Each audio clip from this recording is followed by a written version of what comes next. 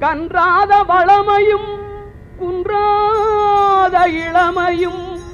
கழுபிணியிலாத உடலும் கழுபிணியிலாத உடலும் சலியாத மனமும் அன்பு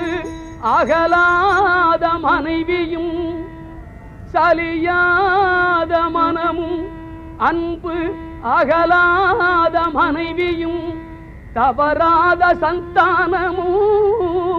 தாழாத கீர்த்தியும் மாறாத வார்த்தையும் தடைகள் வாராத கொடையும்